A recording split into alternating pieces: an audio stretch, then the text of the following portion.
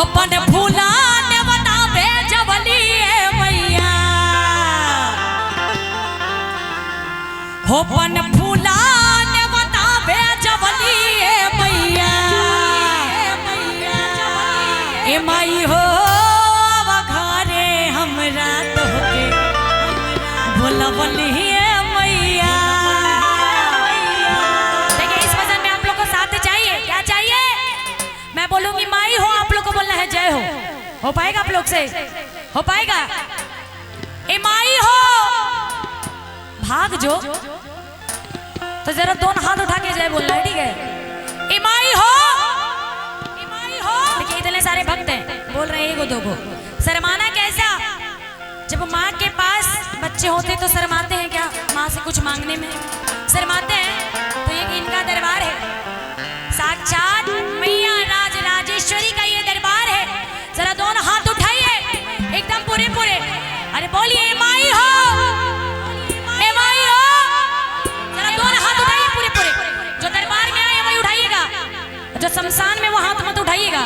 Decision आपको लेना है कि आप दरबार में है या शमशान में। कहते हैं कि दरबार में मायूसी अच्छी नहीं लगती, मायूसी शमशान में अच्छी लगती है। अगर शमशान में कोई हंसे तो उसको मूर्ख बोला जाता है, और दरबार में कोई हंसे तो उसको महामूर्ख बोला जाता है। दोनों हाथ उठाइए पूरे पूरे, और कैसे झूम के कि पन फूला ने वाता जवली मैया, पन फूला ने वाता जवली मैया, ए माई हो।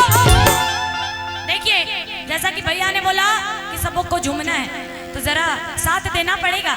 जरा दोनों हाथ उठा के, जिसके पास एक हाथ है एक हाथ को उठाइए, जिसके पास 2 हाथ है जरा दोनों हाथ को उठाइए, और जिसके पास नहीं है पड़ोसी से उधार ले लीजिए, मगर उठाइए जरूर, उठाइए जरा दोनों हाथ, और सबकी ताली एक साथ। ए माई हो, ए माई हो, ए माई हो,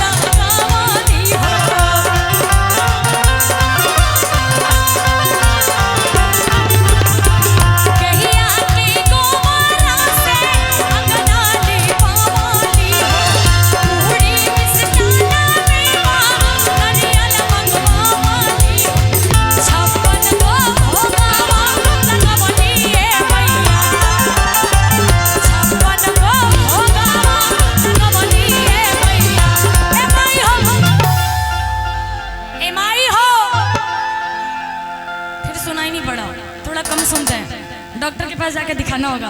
बोली सच्चे दरबार की, जरा दोनों हाथ उठा के ए माई हो, ए माई हो, जरा झूम के जरा दोनों हाथ उठा कर कहना है कैसे? ए माई हो,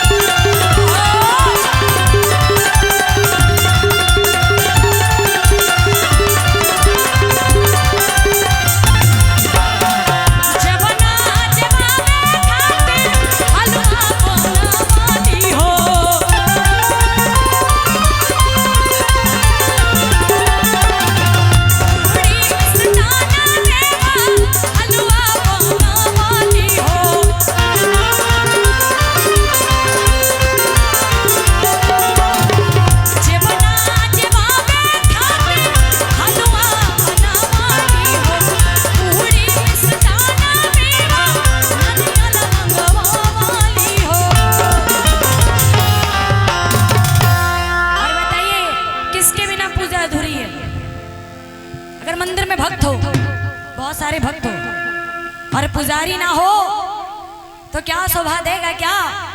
हाँ नहीं ना, तो कहना है कैसे और क्या कि पंडित के खबरी भेजबली मैया हो, पंडित के खबरी भेजबली मैया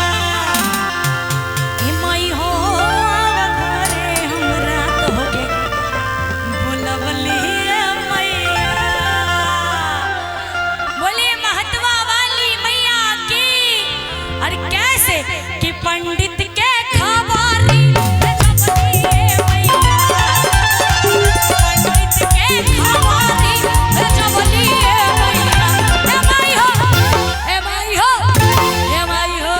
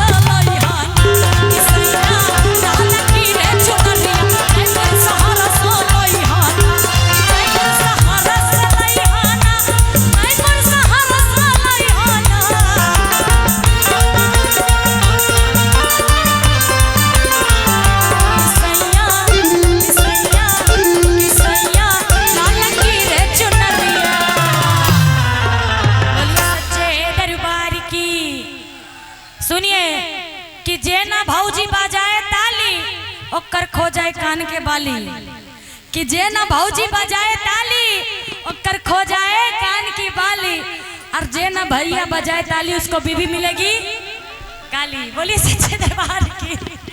जरा दोनों हाथ उठाइए, बोलिए सच्चे दरबार की। कहते होंगे आप जब से सोच रहे होंगे पता नहीं कहाँ से आई है, खाली बोल रही हाथ उठाओ हाथ उठाओ ताली बजाओ, गा कम रही है भाषण ज्यादा मार रही है, सोचते होंगे ना आप लोग। बोलिए सच्चे, बोलिए सच्चे दरबार की। अच्छा माँ को चुंदरी चढ़ाएंगे? हाँ कौन कौन चढ़ाएंगे जरा दोनों हाथ उठा के बताएंगे। हाँ और बाकी सब कंजूस है क्या? महाकंजूस है क्या? दरबार में जिसने किया शर्म उसके फूटे करम, तो जो शर्मा नहीं रहे उठाइए जरा दोनों हाथ। अब बोलिए सच्चे दरबार की। बोलिए लाल चुंदरिया वाली की। हाथों में दर्द हो जाता है कि तुरंत नीचे कर लेते हैं, उठाइए जरा दोनों हाथ और ताली बजा के कैसे कि सैया कि सैया कि सैया लाल की रे चुनरिया हर सोलाई लाल की रे चुनरिया हर सोलाई।